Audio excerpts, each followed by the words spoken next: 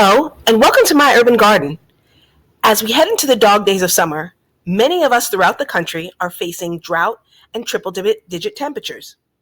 Here are some ways to keep your garden thriving through those summer months. Many of us are experiencing our plants flowering and fruiting and having great harvests come in. You want to continue that progress by following these 10 easy steps. The first thing you're going to want to do is amend your soil.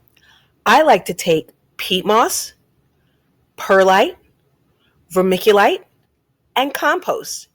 Mix it together in a wheelbarrow and moisten. Then I spread it at the base of the roots of my plants. This way, I can make sure that my soil has good moisture retention, good drainage, and I put a protective top layer over the beneficial microbes and the beneficial insects that are living in my soil. In the summer, you're going to see many of your plants flowering and fruiting. This is the time when you're going to feed your plants. This is the perfect time to add fertilizer, whether you add granular fertilizer or liquid. I typically go with an organic fertilizer that I know my plants appreciate, and I use liquid fertilizers mostly in my container beds. And this adds a quick boost of energy, whereas granular fertilizer feeds slowly over time. The next important step to save your summer garden is to mulch. You want to protect your soil from getting baked in the sun, as well as keep it nice and cool for those beneficial insects and microbes. Keeping a good mulch layer that's usually light in color, like a straw mulch, like you'll see here, will definitely keep your beds cooler and help to retain some of that water, moisture, and nutrients that your plants are going to need for these hot summer days. Water is our most precious, most natural resource, and it's becoming increasingly expensive to have access to water in many municipalities. One of the ways I like to save and conserve water while maintaining my garden is by the use of soaker hoses.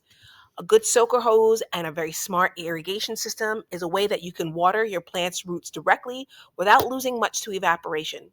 It could also save money. Good thing is if you gravity feed soaker hoses into your rain catchment system, it's also a good way to conserve some of the rainwater you've collected for those rainy spring days. So soaker hoses and smart drip irrigation is definitely a way to be water wise over the summer in this heat. Another way to keep your summer garden going is to propagate and succession plant. Plants like peppers, herbs, and tomatoes love to be water propagated so that they'll be ready for the next round when those old plants start to tire out.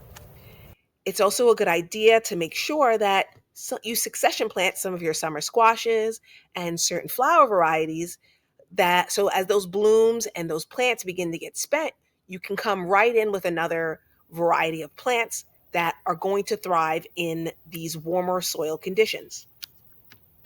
Another really wise idea to keep your garden summer smart is to cultivate seeds that grow well in the heat.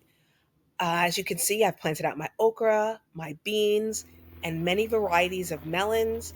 And I typically source my hot weather loving seeds from Backyard Garden Seeds. I'll leave a link and a discount code in the description box below.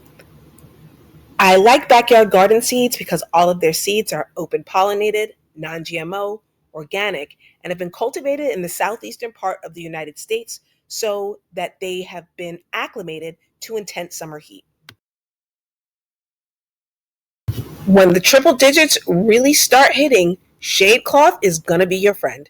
Shade cloth is a perfect way to protect your plants from getting sunburn. Plants that benefit the most from shade cloth are the ones with the exotic and beautiful colors. Some of those exotic oranges, those variegated fruits, those deep purples really benefit from having shade cloth because it protects that gorgeous color from sun scald. This next summer garden tip is not fighting the heat, but using it to your advantage. Cut and dry your herbs. Herbs tend to grow better once they're pruned. They come back more fervent and more bushy. Cut those herbs and use this hot, dry weather to dry and preserve those herbs for later on in the season. Pest control is going to be one of your biggest summer garden struggles. Pests are looking to find places to nest, hydration, shade, and a food source. And your garden is the perfect environment. I like to set out beer traps, as you like to see in this picture, but also things like sticky traps and insect netting can also be very helpful. That's before I start using the organic pesticide sprays. Also, having a dog helps because things like squirrels, possum, and other rodents, keeping them away from my garden is also very helpful. I saved the worst for last, and that is weeding. Weeding is a summer garden activity that I know most of us hate. Being out in the sun, pulling up unwanted plants by their roots, but it's important to weed before they seed. When you pull up weeds from your mulch, from your border areas, from inside of your garden beds, you're stopping the spread of those weeds from proliferating, from overwintering. So weed before you seed. I hope these 10 garden tips can help you have a thriving, healthy, and productive summer garden. Thanks for joining me in my urban garden, and remember, there's always room to grow.